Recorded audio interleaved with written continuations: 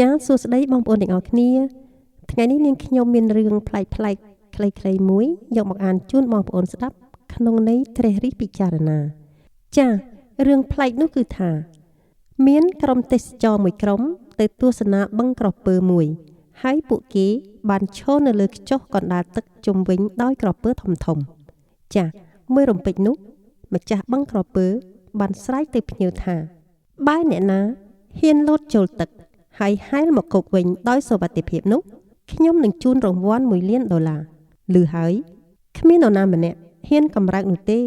ភ្លាមនោះក៏មានបរិសម្នាក់លោតចូលទឹកគាត់ត្រូវបានក្រពើជាច្រើនដេញតាមត្របាក់ក៏ប៉ុន្តែ